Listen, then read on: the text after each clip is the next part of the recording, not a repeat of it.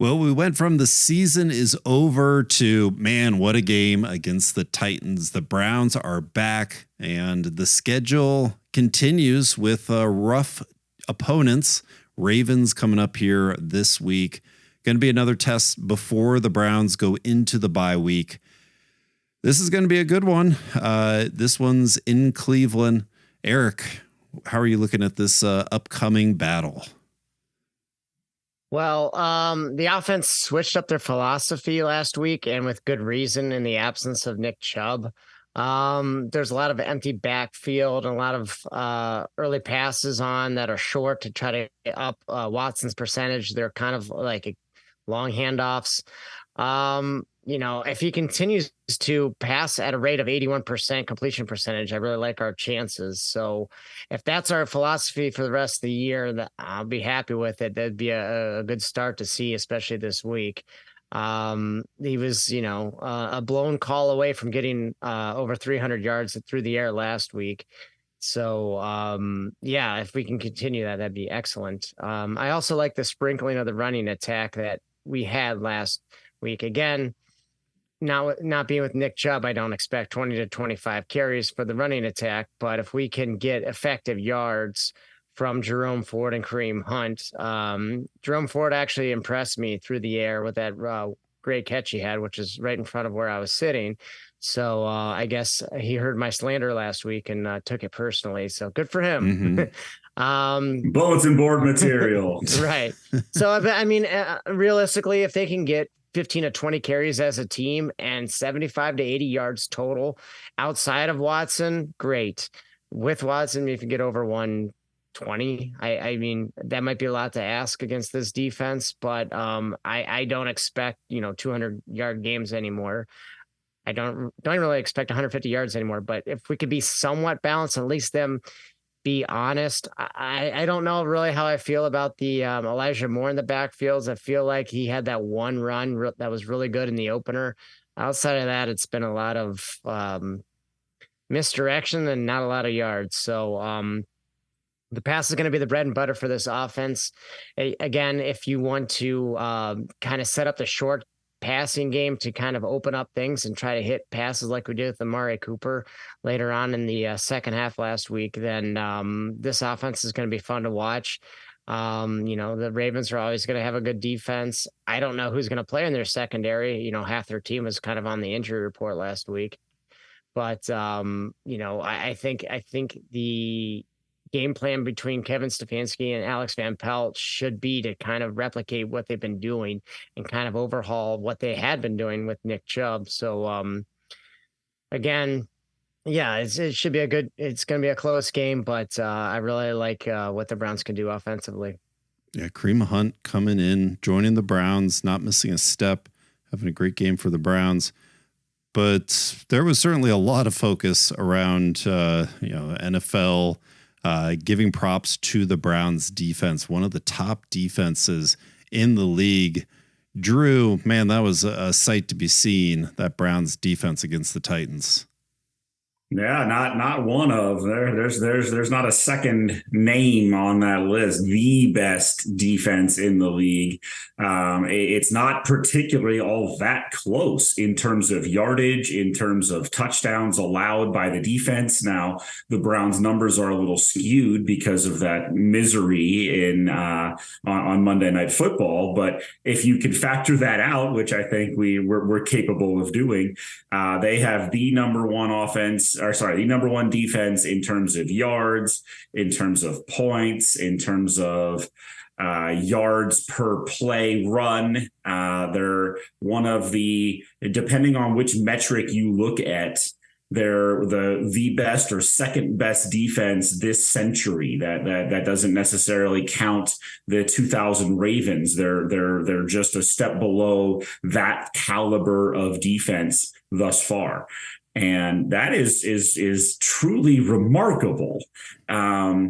When you look at where this defense was a year ago, we remember them blowing 3 or 4 coverages every game and just getting burnt deep. We remember them being clinically incapable of stopping the run. And you look at the turnaround, just an incredible job by Jim Schwartz. Obviously, he's going to get the lion's share of the credit. He deserves it. But also just a fantastic job from a guy who I've been a little hard on, Andrew Berry, finding some players that can play for this defense. He has fixed the defensive tackle position overnight, which is impossible to do, and he managed to do it. He's added pass rushers outside of just Miles. So it's really been impressive. And that is what I look forward to watching now. I look forward to seeing what this defense does to people. It was awesome being there in the stands and watching them just absolutely dominate the line of scrimmage and just blanket coverage. There's not a huge weakness anywhere, any three levels of this defense. And that is truly remarkable from where we've been in the past here. So Browns defense, usually a tough challenge against the Ravens. Lamar Jackson back playing. He is healthy. But the Ravens, we've seen two sides of the Ravens this year. Surprise loss here against the Colts, but they were looking pretty dominant. Yes, one of those was against the Texans. But upcoming, Ravens, a lot of injuries. Eric, like you mentioned, what are you focusing on with this Ravens team going into the weekend? Take the ball away from Lamar Jackson. He's coming off a game with 200 yards passing and 100 yards rushing. However, the Ravens lost 2 fumbles. One was by Jackson himself. This is a great Browns defense. We've all said that. We've all witnessed that. They have not forced as many turnovers. I know they also not, the plays have to develop for them to force turnovers. The plays are kind of getting shut down in 2 seconds, but I expect Jackson to get his yards. I don't know if he's going to get 300 total yards. Maybe he will, maybe he won't, but I expect him to get a fair amount of yards in the air and on the ground. That being said, we've got to take the ball away. We got to make mistakes. JOK, it was kind of a coming out party, I guess. He had some good plays, early in his career against Lamar Jackson and really stepped up last week. He's going to be the focal point of this defense. Him and Grant Delpit, both have been coming on strong lately, and both are going to be guys that are going to be key in shutting down Lamar Jackson, especially on the run. So if we can force him, force a turnover or 2 for him and, potentially an interception would be good too, but we got to steal the ball away. We got to steal possessions and give these offense a short field. Not that we can't score on longer fields, but why not make it a little easier on our offense and give us that opportunity that we can, put a big lead on the board and hopefully come away with a nice and comfortable win for the 3rd time in 4 weeks. I don't know, man. I mean, is he going to get his yards? Nobody else has against this defense. The Ravens in 3 games so far against the lackluster Texans, against a Bengals defense that is admittedly okay. They're above average, but they're not the best in the league. And against the Colts at home, 2 of those games being at home. The Baltimore Ravens have managed the 8th worst passing game in terms of the yardage that they've thrown for. To your point, Lamar has only thrown 1 INT. That is very good through 3 games. But you look at this Ravens team. If Tyler Linderbaum can't play, if Ronnie Stanley can't play, if Justice Hill can't play, if Odell can't play, that's just the offense, right? If they don't have these guys, I expect it to look a lot like it's looked. I understand Lamar Jackson is one of the best athletes on the planet, and he can make people look silly. He can break a tackle, and then all of a sudden he's 40 yards downfield, and he's electric like that. I get it all. I will give him all the necessary props. I have not seen this passing game under a former fan of our program here, Todd Monken. He was back in the Freddie Kitchens days, big fan of the program here. We were big Todd fans. Hello, Todd. I know you're listening here.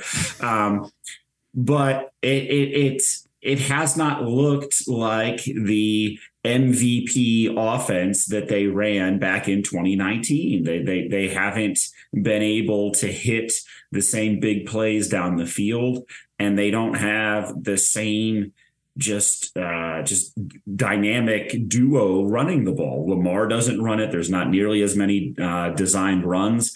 And if the Ravens want to insist on making Lamar Jackson a downfield pocket passer, I very much invite them to try that and do that often here in Cleveland.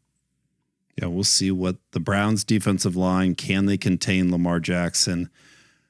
It's going to be tough. We don't want to have an overreaction. We just saw the Browns play maybe their most exciting game of the year, coming off that Steelers debacle and disappointment. Ravens really disappointing in this last game. Do we meet somewhere in the middle with both teams' performance and see a really competitive game? Or do we just see the Browns run them over, defensive line beating up a already beaten up Ravens offense? We will see this weekend. Looking forward to it. Go into the bye week with another victory. Man, the Browns will look very strong headed into the rest of this NFL season. Go Browns. Go Browns.